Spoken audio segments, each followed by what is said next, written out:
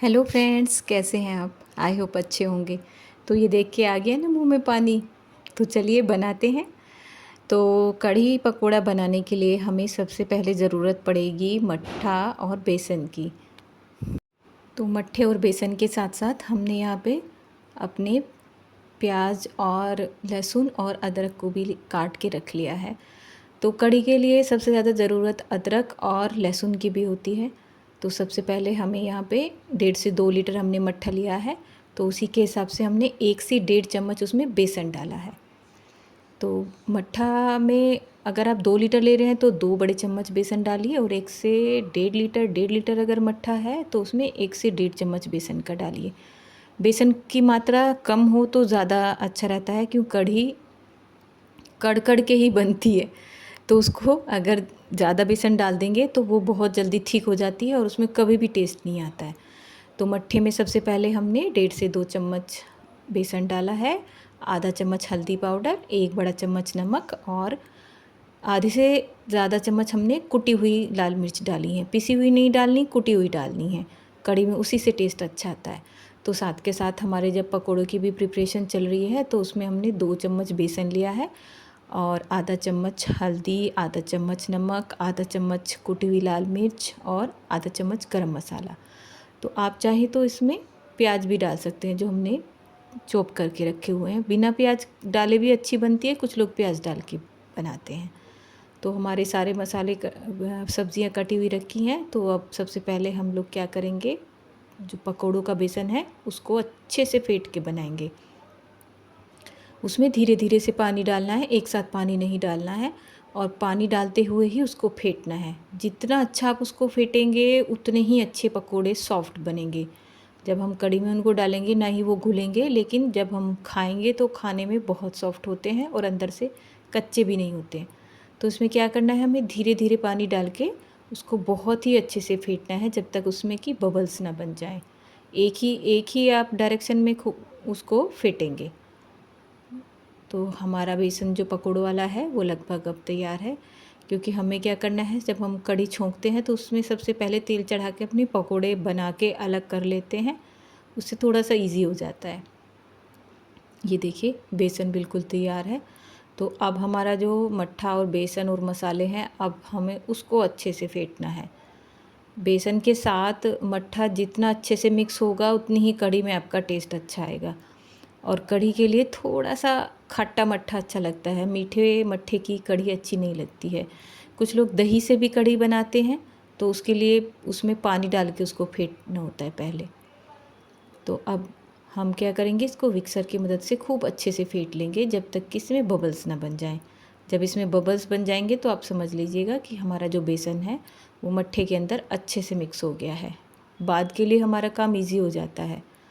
तो अब छोंके के लिए सबसे पहले हमें चढ़ानी होगी कढ़ाई, और इसमें हम 2 से 3 बड़े चम्मच तेल के डालेंगे। सरसों के तेल में कढ़ी बहुत अच्छी बनती है। तो सबसे पहले अब हम इसमें एक एक करके अपने पकोड़े उतार लेंगे। तो हमारे यहाँ साइज़ में थोड़ी छोटी पकौड़ियाँ चलती हैं, तो हम 3 से 4, 4 से 5 ऐसे एक साथ उतार लेंगे। अगर आप लोग बड़े पकोड़े खाते हैं तो इसमें यहाँ पे आप एक एक करके उतार लीजिएगा। और जो फ्लेम है वो हमें मीडियम टू हाई रखना है शुरू में, फिर हमें उसको स्लो कर देना है। अगर हम हाई फ्लेम पे पकाएंगे तो अंदर से हमारे जो पकोड़े हैं वो कच्चे रह जाएंगे और बाहर से वो पक्के लाल हो जाएंगे। तो जो हमारी फ्लेम है उसका थोड़ा सा हमें इस टाइम पे ध्यान रखना होता है। तो एक एक करके हम सारी पकौड़ियाँ अपनी निकाल के अलग रख लेंगे, और इसमें अच्छे से पक जाती हैं। तो अब हमारे पकोड़े तैयार हो गए।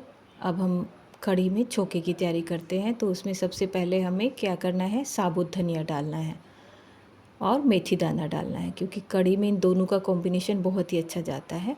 उसके बाद हमारा जो अदरक और लहसुन है वो हमने चॉप करके रखा हुआ था, वो डाल दिया, प्याज डाल दिया, और हमने 3 से 4 लाल मिर्च डाल दी है। तो इसको अब हमें अच्छे से पकाना है।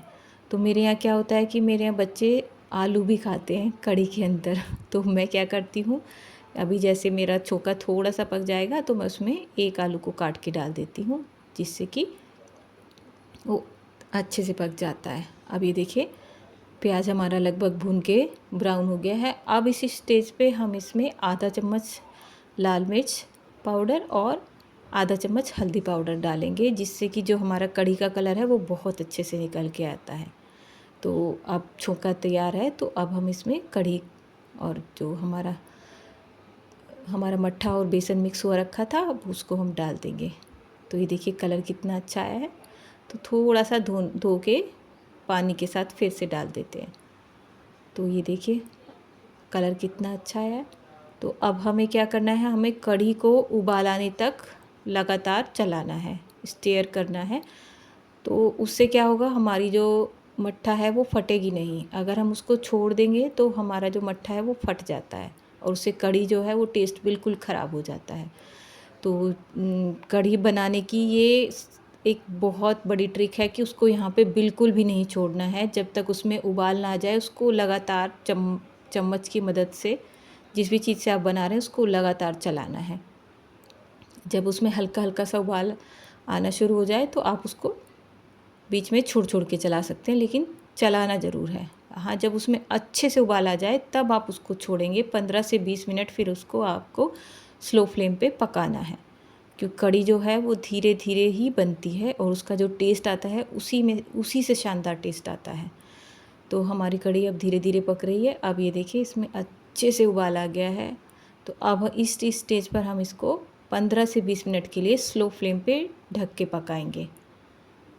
इसको अभी छोड़ देना है। तो कढ़ी बनाना आसान भी है और मुश्किल भी है। तो अब ये देखिए अब हमारी कढ़ी 15 से 20 मिनट के लिए पक चुकी है और इसने तेल छोड़ना शुरू कर दिया है। अब इस स्टेज पर हम इसमें कढ़ी जो हमने पकोड़े बनाए हुए थे वो डालेंगे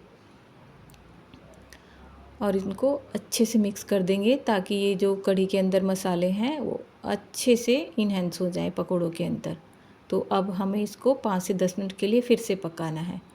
अब ये देखिए हमारी जो पकौड़ियाँ हैं वो अच्छे से कढ़ी में पक चुकी हैं और ये देखिए ना कोई बीच में से टूटी है, ना कितनी सॉफ्ट है। ये तो आप जब बनाएंगे तभी आपको पता चलेगा।